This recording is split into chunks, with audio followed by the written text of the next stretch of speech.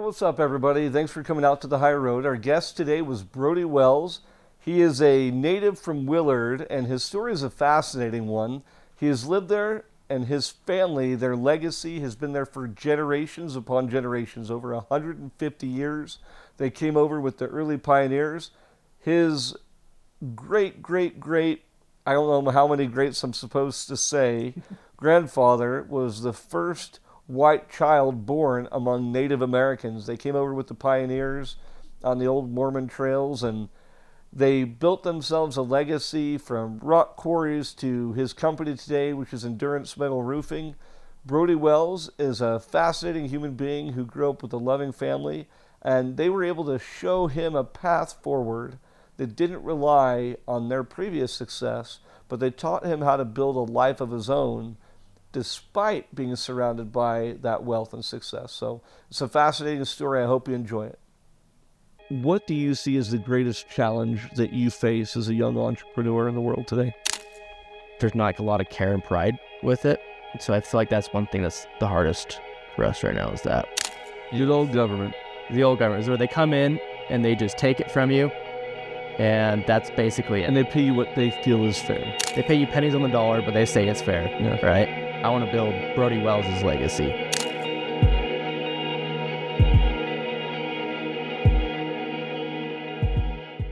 So the thing that I'm most fascinated about, obviously roofing, I've been in construction for about 28 years. We actually might need to talk after this. And I'm getting really into pole barn houses. Oh, nice. Bro. Pole barns are awesome. I have no idea, zero, why that is not one of the most popular houses in America. It is seriously the biggest cheat code right now. Times 10. Yeah. Times 10. I've been studying pole barn houses for frickin', I would say 10 years now, like really avidly looking at them. And here's what I don't understand. So are you familiar with McCall, Idaho? Mm-hmm.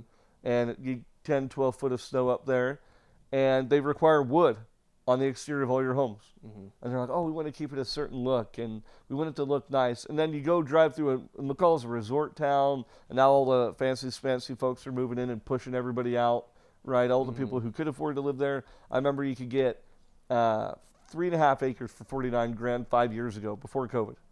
So now that exact same land's $400,000. Yeah, at least. Yeah.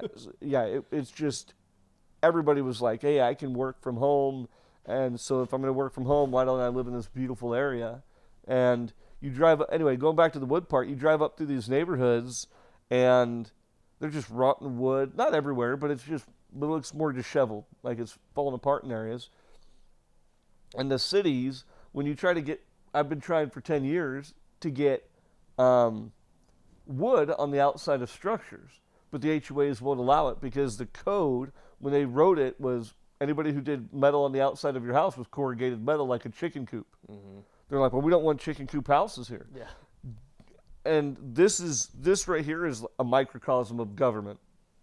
So the government, the local government, the local city folks, they don't let you do it because they're picturing chicken coop siding on the side of a building, right? Just again, corrugated steel like you see over a shed. Mm-hmm. And metal has come so far. It can be straight, and you pick it like a beautiful gunmetal gray. $20 million houses have metal on the outside of the building, and the cities don't let it happen. So that's what we've tried to even move up there and look out there a million times, and they just can't wrap their heads around a tiny little change like that. And so the requirement is wood, and again, 12 foot of snow covered in wood. How well do you think that holds up? That's not a good combination. Yeah, and metal, on the other hand, what you do, what do you get, 50-year warranty? At least, yeah. Yeah, some of them's up to and that's lifetime. Just for color and fading. That's just for color, yeah. Yeah. How long can it typically last? I mean, well, back in Europe, they've been doing standing seam roofs for a couple hundred years. Yeah. And they have the same ones that they built back then. And they're the best freaking roof. They're the best roof out there. There's nowhere for the water to go. Nope.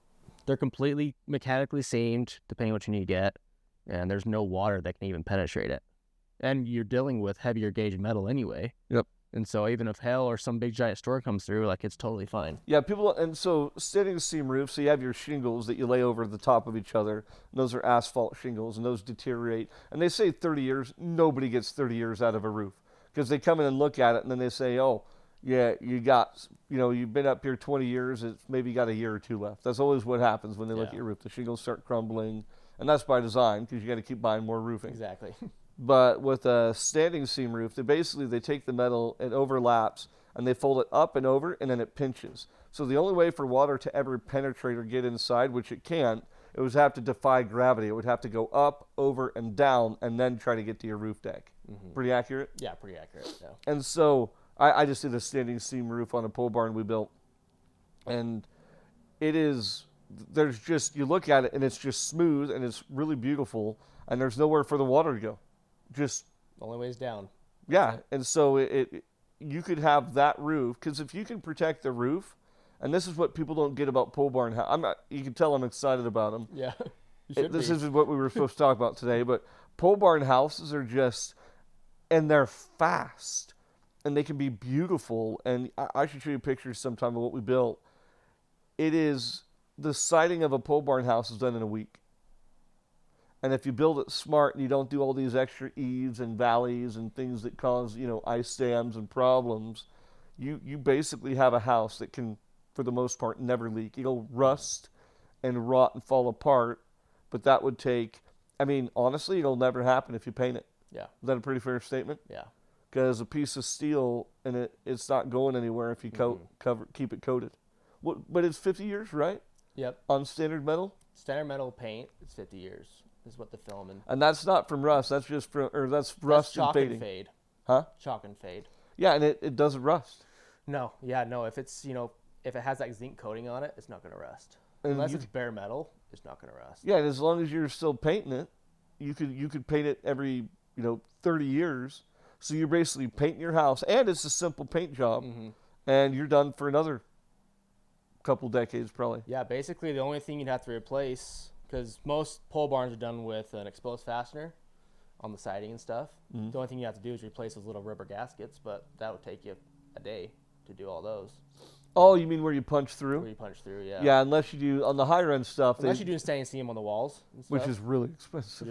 Yeah, what do you a square on standing seam? It really depends on kind of what you are in the area. It's between $10 to $50 a square foot. Yeah, it adds up fast. Yeah. Yeah, and then so a square is 100 square feet for people that don't know much about construction. Okay, let me go into the thing I want to talk to you most about today. I'm really fascinated about this. So I love Utah, and I hate Utah. I've been here almost 30 years. I think it's an amazing state, good people.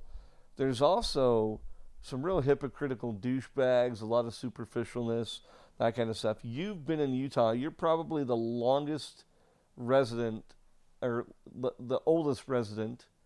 How would you say that? You've been in Utah the longest, because you're not yourself old. Longest bloodline, maybe? Yeah. You're an OG of the state, right? You're close to the founding. Is that pretty fair? Yeah. So you've been here, your family has been here for over 150 years, and you've been living in the same home for 150 years. Yep. Dude, I don't think you understand how, I don't think I've ever met anyone with that story before, ever in my life, other than in Italy. But what does it feel like? Does it feel special, or is it just, it's a house? It definitely feels special. Yeah. It's my grandparents' home right now, and when you walk in the entryway, they have it all nice now. It's like all marble and stuff like that, but they have like this big kind of photograph collage on the wall, kind of describing what it's been through. Oh, I love that. I love this story. And it's pretty cool and special. A few years ago, I was in the home show up in Box Elder. Is it a pretty fancy house now? It's a nice house, yeah. And it was pretty cool to see people come through, and they kind of, because it was the fourth home built in Willard at the time, and there's definitely still the old part where the walls are 2.5, 3 feet thick, and then you have the other parts where it's 6 inches. Yeah. And it's pretty special. Like, you can kind of feel when you're in the old part. It's funny that you say that. You feel it. Mm-hmm. There's something about being around old things that there's a presence to it. It's got history. It's rich and full of memories. And describe what you feel. It's kind of like a hollowed ground type feeling, a little bit. Ooh, I love that. Yeah, kind of. I don't know. It's not quite. I I remember I went to Pearl Harbor a few years ago, and that was definitely super intense feeling when I went and we did like the museum over at Pearl Harbor. What took you there? Just vacation? Just vacation. Okay. Yeah. And it's not quite that strong, but it's definitely kind of something feeling like that. Just knowing that there's so much memory and so much love and so many events that have happened here that have brought us to this point. And just kind of like that feeling. And your grandparents, is their parents' home? Or So their parents' parents? How many? it's I'm trying to remember how many greats this is. It's my grandpa's great-great-grandpa's. Wow. Yeah.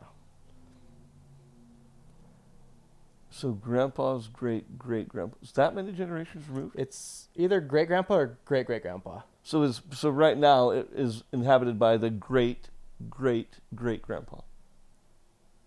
So right now it's by the grandchild of the great-grandpa. So my grandpa, Okay. so it would be his great-grandpa that built it. Okay, I'm caught up. I'm caught up. Yeah, so but it's 3 removed roughly. Yeah. Growing up in a town of 100 and, where you've been there 150 years, what is it like? Are you like the Kennedys of the town? Is that the reputation of your family? I mean, how are you seen? Everybody obviously knows you. Yeah. Willard's not big. Willard's not very big. There's only a couple thousand people. Uh-huh. And so everybody knows the Wells. And, there's a couple gravel pits there in Willard, too, that are up on the mountain. And we own the gravel pits. And my uncle had this big, giant farm and everything. And so... Yeah, you're definitely the Kennedys of Willard. You like I don't know farm, about that, you but... own the gravel pits, the roofing company, the farm. So, yeah, we've been there for a long time. And my parents now live in South Willard, which is basically just a neighborhood that Willard doesn't want to adopt yet. And... Yeah, so they haven't found a way to bring it in yet. Well, they're trying to, but and trying to incorporate it. Yeah, Willard. Man, that's the most horrible feeling. They're always trying to snag it in. South Willard's part of the county of Box Elder, and so we don't have sewer, different stuff like that. Do your septic and so we're all. Are you well out there? So no, we just have all just septic and stuff. No well, they have water ran. But everybody is septic. So everybody's got land out in Willard too, right? Yeah. Yeah. So when you tell me about how they built up the companies, what happened? Tell me the history of your family. I'm curious. Yeah. So basically, my whatever grade it was, like my great-great-grandpa, he was the first white man born in Box Elder County, in Willard, when there was a bunch of Native Americans and stuff. Oh, really? Yeah. Okay. Keep going. So they became ranchers and basically ranched the whole mountainside and ran a whole bunch of cattle. And then... How was the relationship with the Native Americans? It was good. Yeah. It was, as far as I know, and like the stories I've read and stuff, like it was relatively like a pretty good relationship and stuff. And so this is this is old school West. This is old school West. This is like the Wild West. Yeah, they were trading furs and... Uh-huh. And, learning how to plant stuff and grow stuff. And because that's back before Willard Bay was even there. Were there stories that you've heard passed down from the great-grandpas? I'm trying to remember if I have any stories I can recall, but I don't have any with any Native Americans. But I remember when my grandpa, well, like my great-grandpa, when he was running cattle up on the mountainside, the state of Utah came to him, and he's like, hey, we found a gravel deposit on your land here. You need to turn this into a gravel pit. And he was like, I'm not turning it into a gravel pit. Like, this is how long ago? This is back in the 50s. Okay. So it was like 51, I believe. 75 years ago now. Yep. And this is back before they built any of the interstates or anything. And they came to him, they said, hey, we found this gravel deposit here. We need you to turn this into a gravel pit so we can build the interstate. And he's like, no, I'm not doing that. Like, this is my land. This is where, like, my grandpa was here. We ran our cattle here for years. And they said, okay, well, we're going to do eminent domain on it if you don't do it. And so basically eminent domain is... The old government. The old government is where they come in and they just take it from you. And that's basically it. And they pay you what they feel is fair. They pay you pennies on the dollar, but they say it's fair, yeah. Right? And so he said, okay, fine. So he basically was forced to turn it into a gravel pit. And once a gravel pit started, you have to finish it out. So we've been running the gravel pit ever since. I can't even, how that must be a massive gravel pit. I mean, It's pretty big. yeah. Yeah, And how does that, I know it's not always loved by the local community. definitely not. What are the complaints? Why do they complain, and what are they saying about it? The big complaint is dust, which is definitely a real issue. And there is a ton of state code and everything like that we have to follow. And Wet down the road. wet down the roads, and we have ponds up there, and wet everything down at nights and stuff like that. And the thing is, it's right in a canyon, so there's a lot of wind that rips through there. So dust is a big issue, and the big trucks leaving with the loads on the back of it, people don't like that. And a lot of it is the look. People don't like the look of the gravel pit, but I'm like, it was here before you moved here. It's not something new. Yeah, that's like the people from California or from foreign states moving into your state, and then they say, and I don't care where they're from, California, wherever, anybody who moves into your state, and they're like, I'm moving here because it's safe and clean and beautiful. Now, change the laws back to the crap hole that I moved from, Yeah. And the cesspool and the crime and the filth and the drug needles. I want those kind of laws here. And it's like, you idiot. Do you not realize that the reason you're leaving is because those laws allowed that kind of crap to happen where you Exactly. live? The one thing, I love this quote, the one thing that isn't common anymore is common sense. It's so like people true. just can't understand that. What do you think is going to happen? Like, you moved here, there was a gravel pit. Now you don't want it. Yeah. It's like you just think that can just disappear. Yeah. So do your family, is it a massive construction company? Do they supply gravel for the Wasatch Front? So yeah, we leased it out to Granite Construction, and they're actually just down the road over here. Uh-huh. They're corporate headquarters for Utah, and so they basically run the whole operation. Oh, so they're just leasing the pit Yep. from you guys. Yep. Well, that's a good gig. So we just lease it out to them. You don't And run then- nothing. No, basically the only thing we have to handle is my dad is helping out with the political side of it, because Oh, okay. angry citizens, and What are they trying to do? Get it shut down? yeah, there's always stuff trying to shut down gravel pits, and right now we have a trail that went up Willard Canyon that we let people go on. But the thing is now we're mining along the sides of the canyon, because we own the canyon too. And so it's a popular hiking How trail. much acreage do you own out there? It's like 350. 350. Yeah. Yeah, and if And- you understand Willard Bay, there's the lake, there's the road, there's Willard, and then there's the mountainside. There's not a lot There's in not a between. lot there. You own a good portion of Willard. Yeah, it's, you're only a couple miles, No. probably 2 miles from Willard Bay. And so we let people hike on this trail, and we had to shut down the trail because now we're actively mining the face of the canyon. And you have boulders that are the size of trucks and stuff up there, and it's honestly a big liability. And so But you're not even mining.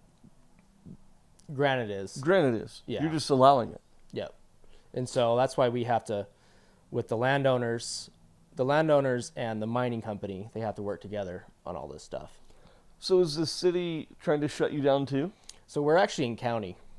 Okay. Yeah. So we're outside the city limits. So who's trying to shut you down? Just the people? Just people. Well, I don't know if they can do that. They threaten all these big lawsuits and everything, and Over what? just over shutting down the trail was one thing that they said. And we had the trail open, and we built a new trail, and they're not happy because the trail isn't 6 feet wide, which I don't know if you've ever been on a hiking trail that is 6 feet wide up a mountain. Nope. They want to hold hands as they're going up the trail, which doesn't. Yeah. These people complaining, I don't think have ever hiked a day in their life. Well, and I think I'm dealing with eminent domain right now, where they're seizing some of my land for the new freeway. I don't like it, but at the same time, I chose to have this location. Literally, the freeway is right next to the building. I chose that on purpose, and knowing that someday that kind of stuff can happen. That's just, you kind of have to know that as long as the population keeps growing. Growth happens. Yeah, and that's kind of like the gravel that you guys provide.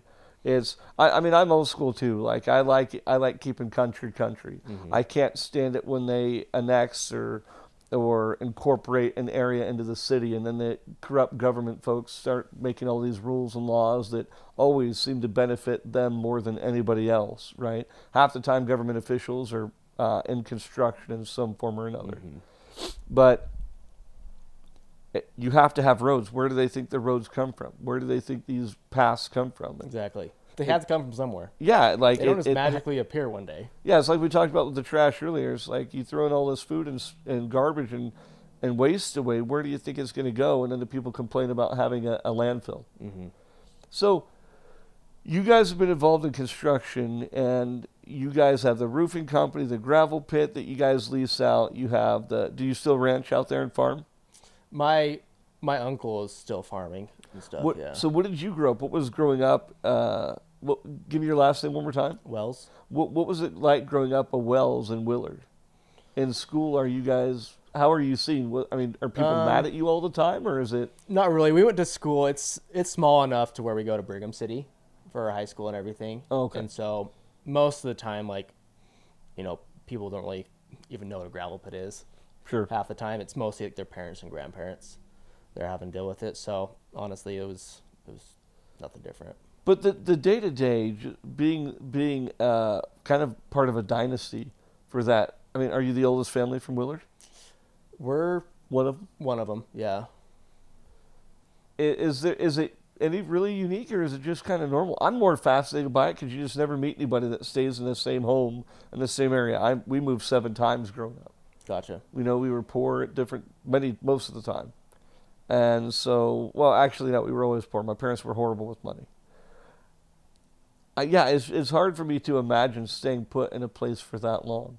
So just stories, are there traditions that your family does there that we go to this place and do this thing? Yeah, Wells have always kind of been smaller families. Like my dad's an only child. And we've always been just super close-knit and, focused on family with it. And besides that, really it was just, work hard and try to make your family proud. Yeah. Yeah, kind of like the, what it reminds me of, you ever seen the movie, what it's called? I don't want to say Just Married, that's with Ashton Kutcher. It's where they go to Sitka, Alaska, and it's Sandra Bullock. And yeah, you're talking about The Proposal? The Proposal. Yeah. But that's what it reminds me of, right? Gotcha. They kind of, the town they have a lot of influence and a lot of things that they do. I wish we owned the whole main street that's 30 feet long. Yeah. So what was it like growing up in a family like that? Is it making them proud? Like, what does that consist of? Like, when you wake up, you're like, I'm part of this family. I need to behave a certain way, think a certain way, do certain things. Is it pressure? Is it stress? Or is it you just feel good that you're part of it and you want to? You don't want to be the weak link in the chain, I would imagine. Yeah, I just feel good and I just want to continue that legacy. And, continue, everything that my grandparents and everything have built. Like, I want to continue keeping, I eventually want to make the canyon, beautiful again. One thing that we're doing right now is we have a mine plan, basically, where what's nice about the Willard Mountains is it's just pure rock. So you have basically on the whole Wasatch Front, it goes up, and a lot of it has aggregate in it, so for gravel pits, but a lot of it is just dirt and just other deposits. Now, what's kind of lucky about where we have right there is we have that sharp rock face. We're able to mine down all the way, and so we can completely take out the gravel pit. 30 years down the road, we can make it look like a gravel pit was never there. So that's kind of what we want to do is we kind of want to, close the chapter of the gravel pit because, my great-grandpa never wanted the gravel pit. And unfortunately for us, like, even though, one days we love the gravel pit, other days it's just a lot of stress and headache with it. We have to finish it out. And so kind of like my mindset going into it is I just want to make, my great-grandparents and everybody happy and kind of bring it back to no longer having the gravel pit. Make it beautiful. Make it beautiful again, because Willard is a gorgeous place. Yeah, Willard is beautiful, and we. I remember I was up at the up in Victoria, BC, Canada. There's a place called the Bouchard Gardens, and there was a giant pit mine that was a huge eyesore, and just filthy. Filthy. If you want inspiration, though, go there. One of the most beautiful places on earth. Go up there. What they did is they took, and I'm not talking massive, acres and acres and acres. And what they did is they drained it, and then so you're going down these beautiful steps that they've made, and it's this gorgeous botanical garden. So they took one of the ugliest eyesores, and I think over 100 years now, they've been cultivating it into this beautiful worldwide destination tourist attraction. That's awesome. Fountains, creeks, ponds, giant redwood trees like big around as a car. That's cool. And that's just because people took something that was ugly and wanted to make it beautiful again. So again, inspiration, go there for sure. I think I should, yeah. So I would imagine, and I don't want to pry too much, but I would imagine obviously with a dynasty or legacy like your family has, there's quite a bit of money within the family. And I'm not trying to, I grew up dirt poor in a trailer. I've made millions, I've lost, been near bankrupt. I don't really care. I don't look at money the same as other people do usually. For me, I look at money as a tool. For sure. It's just like a hammer. It's you an can tear down a house with a hammer, you can build a house with a hammer. Mm-hmm. Money's just a tool, and if you're a good person, it's to serve. How has growing up in an affluent family, how has that affected your life? And how has your parents, you said you do roofing, you get up on the roof? Mm-hmm. How did they instill a work ethic despite you growing up with comforts and luxuries and money? I think really kind of the big thing is, my dad's had his own career. My grandparents still have their own careers because we don't have to actively manage the gravel pits all the time. And I think really what it is, you are in charge of your own life, and you need to create your own life and do it to the best of your abilities and not rely on your family. How did they instill that in you, though? Because obviously you're relying on them growing up. Yeah. How did they get you to launch, get you to be separate from the family? I think kind of one thing that they really did was like, yeah, we have this thing and it's not yours, it's ours, kind of. Like, because my grandparents, they didn't kind of get access to the gravel pits until they were middle-aged with any of that stuff. And so it's kind of just stayed with the family, like within the trust. And they'd always just say, you need to work hard and you need to make a life for yourself with it. And they always taught that hard work is important, and sometimes it has to be done with it. And especially kind of more in a blue collar type family, because we're still technically, blue collar with all that. Yeah, you're a roofer. I'm a roofer now. Is it your company, by the way? It's mine, yeah. Yeah, and is this the name of it? No, this is just a brand I like. Oh, okay. Yeah. Okay, plug the name of your company. It's called Endurance Metal and Roofing. Endurance Metal Roofing. Okay. Yeah. And you built this up? Yep. So I did this all myself without any help from family or anything. And, that's... No money? They didn't give money towards it? Nothing? No. So walk me through it. So, yeah, it's not really about like asking for help and handouts. It's more like on the values that they installed. And, like with me in my company, and I've started a few little businesses before, like when I was in college. That's what made me decide to drop out of college, is when I had a business that was doing pretty well, and I realized my professors in business school didn't quite know. What was it? I was basically doing a furniture delivery type thing. And, when I'd go meet my accounting professor, I was like, I just don't really know if this guy quite knows what he's talking about. So I decided to get out of that. I grew up when I started selling summer cells when I was 15. Did you do pest control? No, I did alarms. Alarms, okay. Yep. I did pest control. Oh, nice. Back in 2001. Gotcha. Eclipse Marketing for Orkin Pest That's Control. back when the OGs were doing it. Yeah, he was the first company. Yeah. That was crazy. Yeah. Hard work, man. It is hard work. And that's one thing, my dad always taught me hard work, and he's provided a great life for my family, and my grandparents have, and I want to create that same thing for my family, but I don't want to kind of rely or anything like that with anything that's already there. I want to create my own thing. That's beautiful. It's hard enough for people to do that when they don't have much. and they want to give everything to their kid, they could give you anything. And the best gift that they can give you is the gift of self-confidence of doing it yourself. Yeah. People don't understand that. There's a reason why a lot of the celebrities and politicians who just fix everything. And one thing I like to say is some of the greatest lessons in life happen when you're brought to your lowest, or you're brought to your knees, or you're struggling. And if mom and dad write a check, God can't teach the lesson. It's true. Right? Oh, you made this mistake. Well, there's consequences for that mistake. There's not if mom and dad pay someone off or write a check.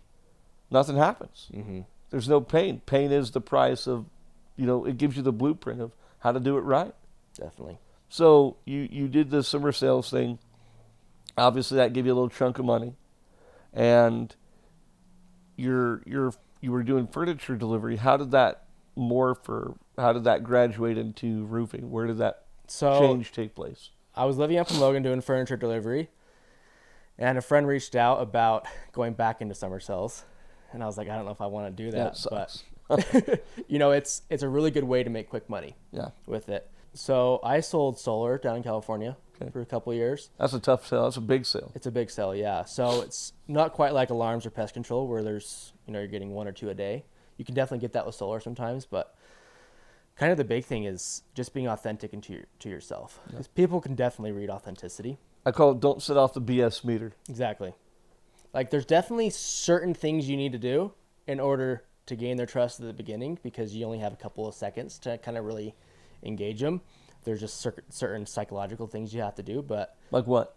Basically, certain ways that you stand 5 feet back behind the door, tilted a certain way, and then ending. Yeah, you're not sitting there crossed. Not sitting there crossed. Pouting when you're looking at them. You're open. You kind of have to look kind of submissive a little bit, that you're not threatening, and your shoulders have to be positioned a certain way. You have to kind of talk to them a certain way.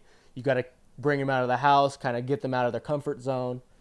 And yeah, you definitely did summer sales. You were good at it. After that point, that's when you really have to kind of let your personality show, because that's really the thing that people buy on, is if they like you. Yeah, you buy from people you believe, like, and trust. Exactly. Everybody can sell the product. There's 500 examples of every product. How many solar companies are there? Literally hundreds. So many. Yeah.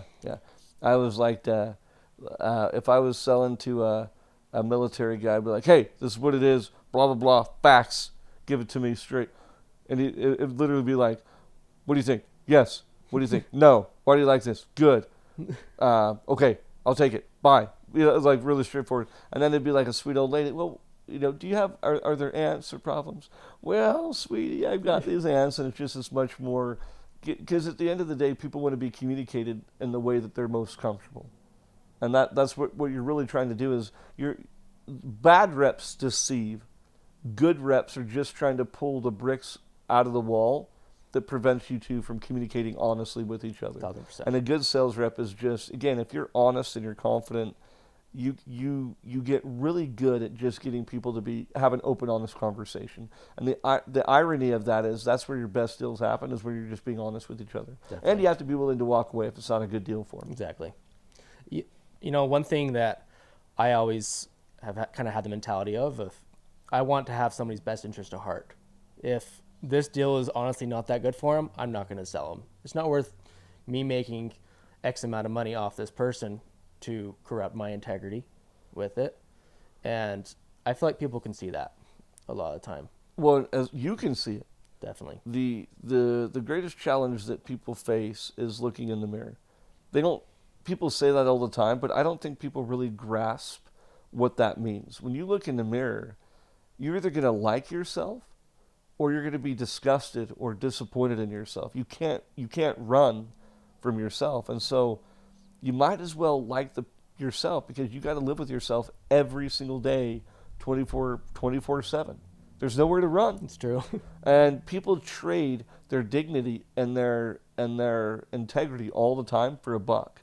That's why you see these CEOs where they go to things like, lions or sheep or lions or whatever it's called, and you'll see CEOs give their entire fortunes away, or they'll spend just a massive fortune taking courses in therapy, because what they did is they traded the pieces of their soul to amass their wealth and fortune and power, and all they want once they have it, they realize they're alone, they realize they're sad, and that they're hurting because they sacrifice their soul for their fortune.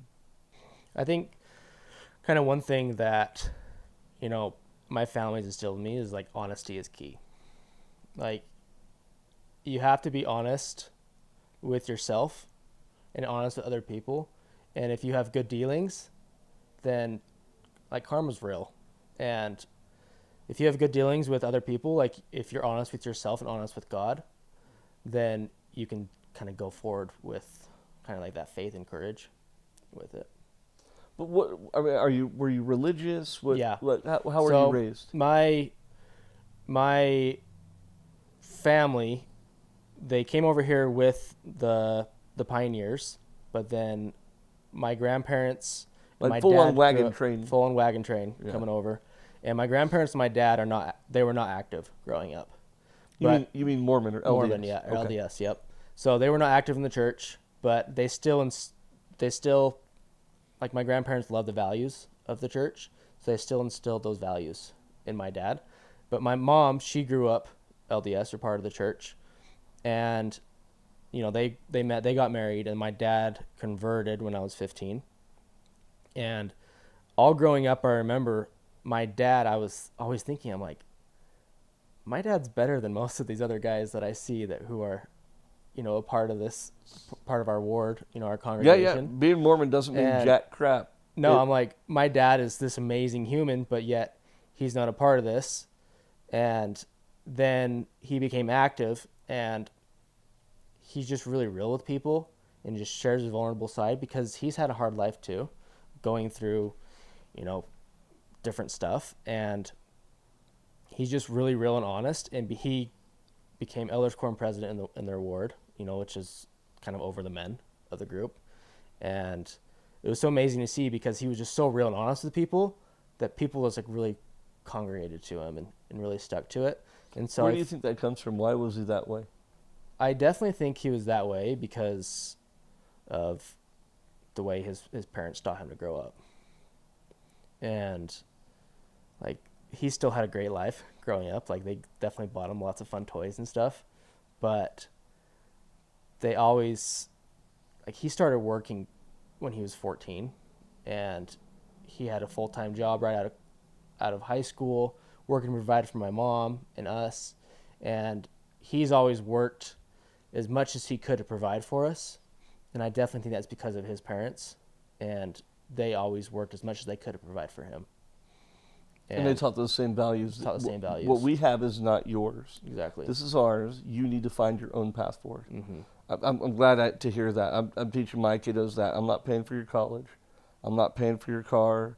I'm not. I'll maybe meet you halfway because it's harder now than it used to be times 10. It's ridiculous, but you've got to find your own path. I'm here. Like, you'll never go hungry. You'll always have a roof over your head, but you've got to find your own path because the lessons are the most powerful character building lessons are in the struggle. Exactly. It's when you're hurting, when you're struggling, is when you find yourself, and when you know exactly what kind of person you are and how you want to be in your life. So your dad, what obviously you look up to him. Yeah, he's my best friend. Yeah. Yeah. What is it that you admire so much about him? So obviously, he's a good man. The number one thing I love about him is how much he loves my mom. Mm. And he does anything and everything for her, and he really makes her feel loved, and I love that. And that's how I want to install with my future wife, my future family. I'd love to be just like him as a What dad. is an example of some of the stuff he does? My mom grew up in a pretty big family. She has 7 siblings, and my dad is an only child, and he kind of came from a little different family. He was definitely a little spoiled growing up, and kind of the way that he's taken over and made my mom feel like she's the most important person in the world, especially growing up in a bigger family. Sometimes you don't always feel that way. Mm-hmm. And he makes it feel like the world's just about her, nothing else. And How? Give me some examples. Just some things that you've seen that really touched your heart. one thing that I see is, just a little bit ago, she graduated with her master's. She decided to go back to school. And so she's always wanted this certain car, so he went and bought her a new car, which a lot of time you can't do that in families. It's her dream car. Yeah. Like a dream car. But it wasn't really about like the money part. It was more on her hard working for that goal. And, she's never had to wonder how he feels about anything. He's always been 100% honest and upfront with her. And, he does tons of little things, like brings her flowers or writes notes or whatever which I love. I think that's kind of corny and cheesy, no, it's not corny. It's beautiful. He's putting in the work to be a good husband. He's definitely putting in the work. And he understands that relationships are definitely like a living thing, and you have to put work and effort into them to make that work. And my mom is the absolute sweetest person in the world. And my dad's sometimes a little rough around the edges, but he's like the sweetest thing ever when he's with her. Yeah. Yeah, that's awesome. Yeah, a good gal will do that to you. For sure. Yeah, they turn you into a big softie. It's like you could be a lion, a big bear, and then your sweetheart comes around, and you just can be vulnerable. You get a little. Anyway, it's funny. Like guys, we're like, I describe good men like we're like little puppies. Yeah. Like you've got the dog in you, the fight, but really you're just happiest when you're taking care of other people and showing affection. Mm-hmm. And when they feel like you've done a good job for them, they pet you and you wag your tail and you're jumping up and down because you took care of the people that you love. Mm-hmm. That's why we do the hard stuff we do, is just because we want them to feel loved and taken care of. Yeah.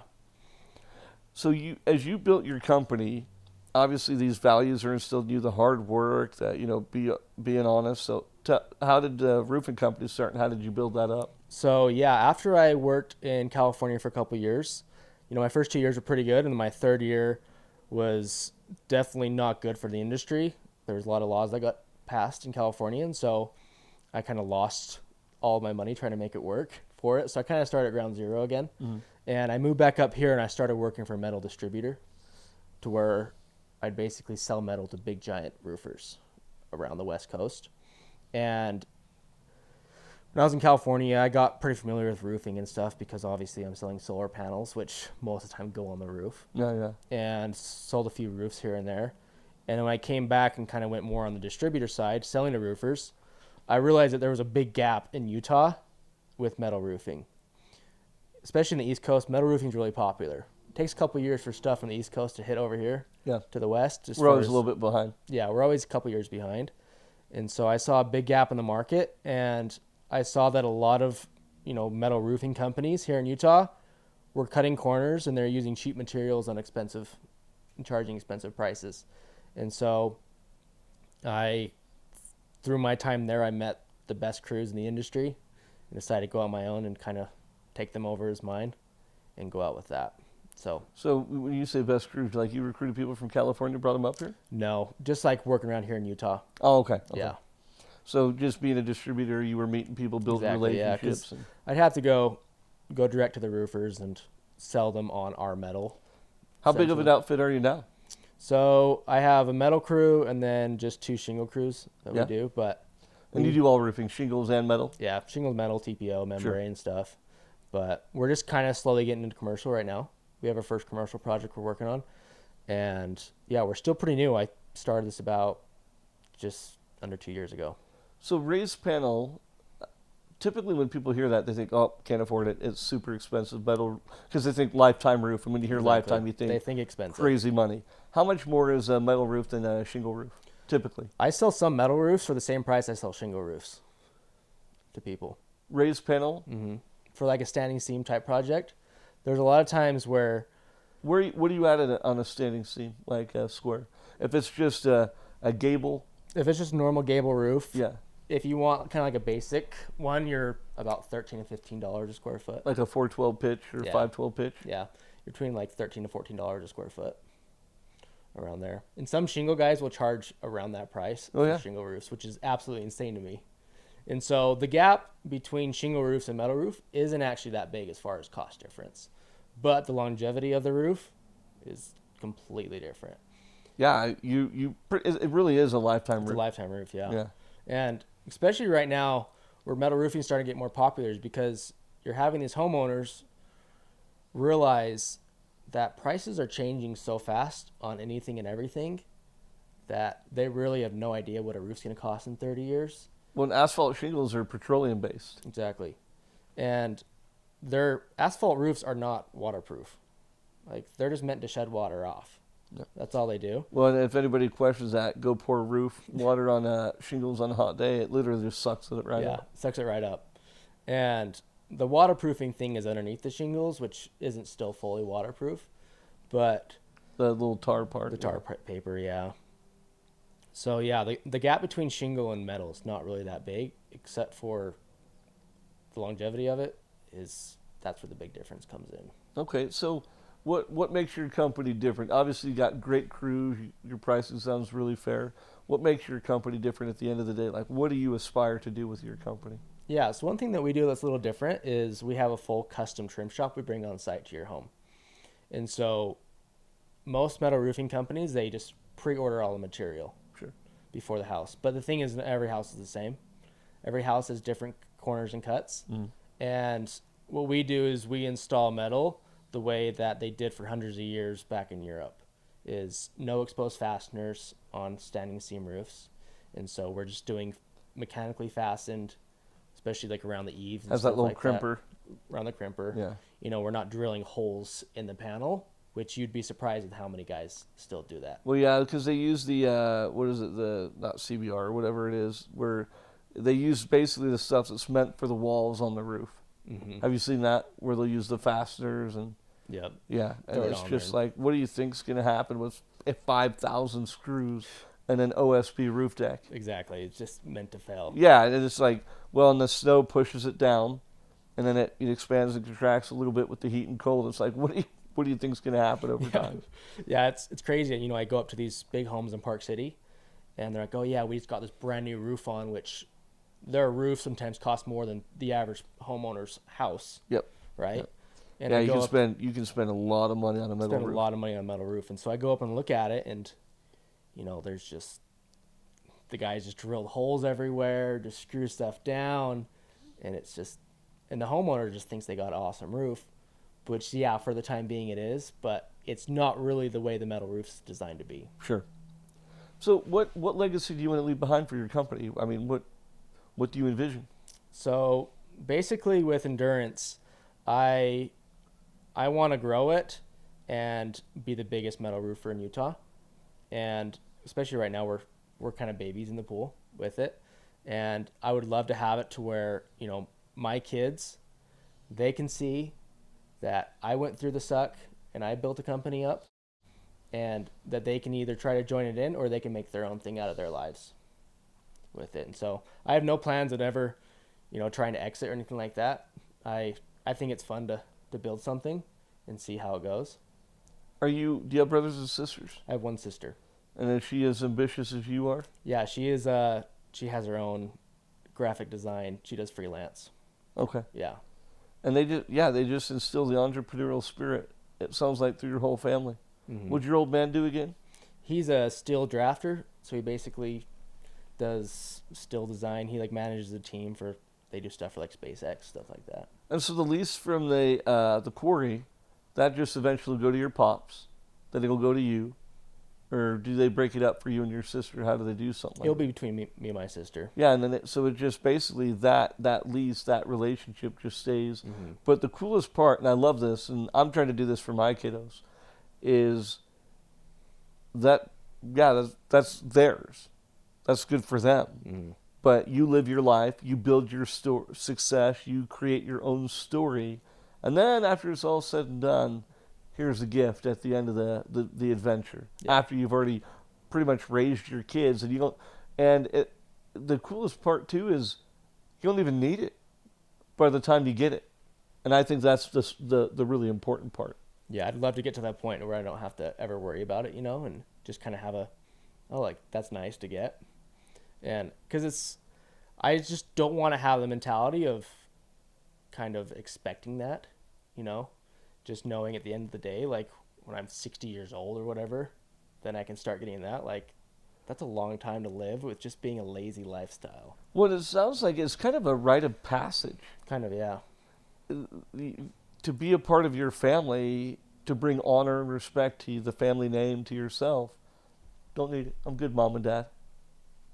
Yeah, it's like with my grandparents, they didn't need the gravel pits. They worked their own lives, and What they do? so my grandma worked for the IRS for like 50 years, and my We won't hold that against her. no, she tried to get me to work for the IRS when I was younger, and I was like, I'm not doing that. And then my grandpa, he worked for a concrete company and just ran their batch plant. So, I mean, they both worked long hours. They worked hard, and Just awesome. You don't hear that very often. yeah. Not from an affluent family lineage. You just don't really hear that kind of those values, that work ethic. How do you balance? Do you have kiddos yet or not yet? No, I'm 28 and I'm dating a girl, but I don't have kids right now. How do you balance, and how do you plan to balance your work life and your family life? And how did your family before you do that? Yeah, so kind of for me, I'm still trying to figure that out because especially with my business still being pretty new and I don't really have a family yet, but I'm still trying to, I just have a brand new nephew. And so my sister just had a kid about 6 months ago, and you know, I love him to death, and kind of especially seeing him, I was like, man, I really want that for myself. Kids are the best. And it kind of drives me a little bit more, and it's definitely a good why factor with it. And that's why I'm starting it right now instead of 5 years down the road, is I would love to start and build something now so I can have it more developed by the time that I am having kids and children, that I can hopefully spend more time with them. Yeah, a lot of young folks don't see that. They don't understand that from the time that you're done with high school, that is your most powerful opportunity to create the life that you want later. Because once you bring in kids and you're married, that's a beautiful thing. By all means, I encourage it. But once that happens, you can't give up the same kind of hours, because now they'll pay the price for your sacrifices. Exactly. Before any of that, you are the only one that pays the price, and the reward is you become a stronger version of you, and you create a foundation to bring those things into the picture that's even better. But so many people just play, or they get married instantly right away and have kids right away, and their life it's not that it's bad. A lot of great people have done that, but most people, that story becomes very different. They're not able to break through and provide for themselves the life that they really wanted. When you look at the world today as a young entrepreneur, 28-year-old young man, what do you see as the greatest challenge that you face as a young entrepreneur in the world today? That's a good question. I think the greatest challenge I face right now is definitely, people wanting to take the shortcuts in life. And so, especially, on social media and stuff, we run a lot of advertisements, and I get a lot of messages, like a lot of hate messages from people who have either been doing roofing for a long time or they're trying to build a business up. And for your company gets for my hate company, messages. yeah. And, it's just kind of interesting to me that there's so many people out there who just kind of expect life to be handed to them. And that's one thing that is really hard for me right now as I'm trying to grow this business, is there are these other guys who are doing this that are putting a bad name and a bad rep for everybody. The trolls. In the industry. Yeah, Exactly. yeah. They're putting the bad name out for everybody in the industry. And so that's one thing that we're really trying to do, is kind of change the way that roofing is done. And because you go to any job site, there's everybody on the job site and there's no roofers. They're off doing whatever. Yep. And, a lot of roofing companies will just go pick up guys from Home Depot and go throw them up on the roof. And there's not a lot of care and pride with it. And so I feel like that's one thing that's the hardest for us right now, is that. What do you see as the greatest threat to the world today? Not just you as an entrepreneur, but what do you see as something that you're worried about in the world, but like the biggest concern that you have? So probably the biggest concern that I have is, greed. Probably I'd have to say is, people are greedy and people are really selfish. Yeah. And it's all about me. and they're never thinking about anything beside themselves with it.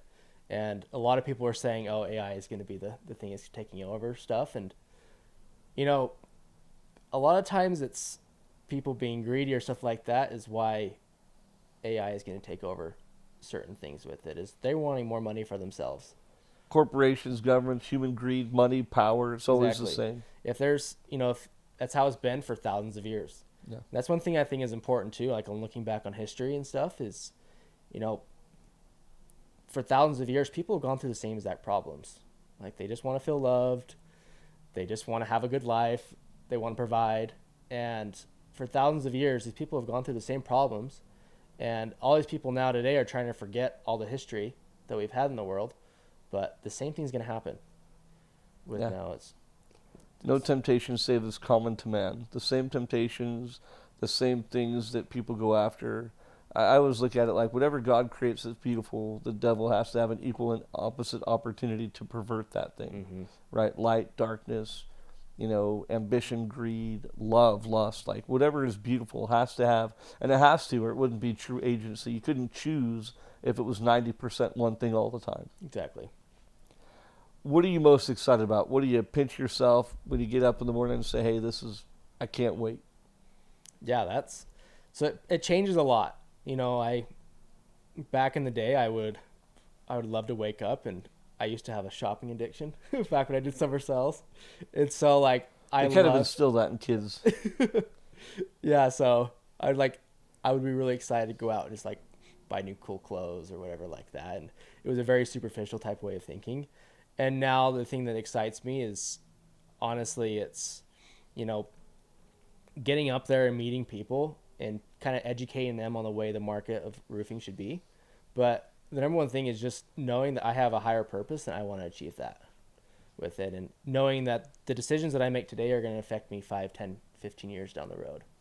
And so just really working for that and I want to build a legacy for my own family, and nothing to do with, you know, what's already there. I want to build Brody Wells' legacy with it. What made you transition from the clothes, the superficial, to basically growing up? I think one part of it was realizing that I wanted to have my own family and everything. Is at the time, you know, I was very like me. I was a consumer for myself, and yeah, I made good money, but it was just coming back to me, everything with it. And now it's kind of over the last couple of years, I realized that I really do want to have a family and grow that. And that's what's, I think, kind of been the big... Yeah, it lights the fire under you, doesn't it? Exactly. Because you start to envision, for me, watching my family grow up poor and struggle, I said, I don't want this. I don't want a trailer. I don't want a toilet falling through the floor and we just locked the door because we couldn't fix it. I don't want wires hanging out of the walls, and this is not the life I want. I don't want hoarding. I don't want any of that stuff. And so I'd watch examples of good folks and good people and hard work and what a clean and good home looks like. And yeah, I was motivated like you wouldn't believe, because the funny thing is the same opportunities are available to pretty much anyone if they're willing to work for it. It might be more work for one person that's in a rougher position, but they still can figure out how to get there. Exactly. Right? You came from a successful family, but you found a way to get there. I came from an unsuccessful family. I found a way to get there. I think too many people allow excuses to dictate their future rather than their willpower. 100%. A lot of people are victims. Yeah. And they have that victim mentality, which is extremely easy to fall into. Like, I've had definitely a lot of times where I feel like I've been a victim in my own life, and just realizing that a victim mentality is not the thing that's going to take you to the next step. Real quick, what's an example of that? Like you felt like a victim, and then how did you pull yourself out of that gutter? It was definitely like my last year of doing summer sales is, you know, I had an absolute terrible year when it came to selling and stuff, and I was spending all of my savings to live, and I was blaming my environment for what was going on, even though I had total capable control to change my environment and get out of my situation and change it. And so that's when I had a realization shift. I talked to my dad, and I was like, Dad, this is going so hard, like blaming on the company, blaming on the people, like the location I'm at. And he's like, you have total control of what you do with your life. And if it's not a good situation, you can get out of that situation. And so that's... People forget that. They always have Yeah. the option to say no or yes to anything. You have agency. You have your own willpower. You can do what you want with your life. I laugh to see those videos on Instagram or whatever. These people are like, me remembering I have free will, and they're doing something crazy at a store. Yeah. But not to go that extreme, but with your own life and your own situations, you have your own free will. You can change your situation if you do want to change it. And a lot of times it is easy to get stuck in that rut, but just knowing that what you do now is going to affect you down the future kind of helps instill that a little bit, I think. So yeah, during that time, and I was kind of, being a victim, and I just didn't like really the person I was. And after talking to my dad and a few other friends, I realized that I had total control, and the only way to get out of it was to change my situation and change my mindset. And that's when I swapped over and moved back to Utah and started working for this company. Well, you're a testament to the American dream, man. I love that you said one of the things that you love the most about your dad is how much he loves your mom. I don't think people understand how powerful it is for a dad to love and show that love for their mother.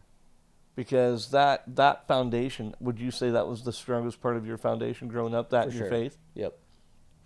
People don't understand. If you want to raise good kids, dads love your mom, mom love the dad. Serve them. Let them see that. Make that a constant part of your life. And what a beautiful home that creates. 1,000%. And I get that a lot of people come from harder situations and they don't see that, but I definitely still feel like there are examples out there that they can rely on. What do you hope your dad says to you as you build your company? What would be the words that you would love to hear from your father that would mean the most to you? Well, he tells me every day that he's proud of me and that he loves the man I'm becoming, and that he always has my back. And honestly, like, that right there is just like what keeps me going a lot of time. And Because sometimes it's hard. sometimes it's hard. Yeah. And, especially, the beginning of last year, I love vision boards. I'm a big vision board fan. And on my vision board, I had, because I started up this company in like July of 24. In the beginning of last year, during the kind of the longer winter we had last year, there's not really a lot of roofing going on. And I was like, I don't really know quite how well if this is going to work out. And I had it on my vision board to build that company for that year, to do it the whole year. And I remember talking to my dad, and he's like, hey, listen, like, whatever you decide to do, just know I'm proud of you. But like, you did commit to do this for the year on your vision board. And, I'm so grateful I did, because now, like, looking back a year later, like, I'm really grateful for that. But just knowing that he's proud of me and him continually affirming that just really helps me. Your relationship with your dad, obviously, it's powerful. How is your relationship with God? Yeah, I am. I'm a big fan of my relationship with God. God is definitely. That's one thing that I really love about God is I feel like my relationship with God is a lot like my relationship with my dad. I talk to my dad every day, and I talk to God every day. He's your father in heaven? He's my father in heaven. I want to make him proud, just like I want to make my dad here proud. And I know that the actions I make will affect my future, and also it can affect my relationships if I make bad actions, And I definitely, when I picture God, I see him very similar to the attributes my dad has. That's a compliment. Yeah. Good job, Dad. Yeah, good job, Dad. Good job, Mom and Maybe Dad. tear it Good up job. a little bit. Well, Brody Wells, that was a lot of fun. Thank you for having me. You're an inspiring human being. I appreciate being on here.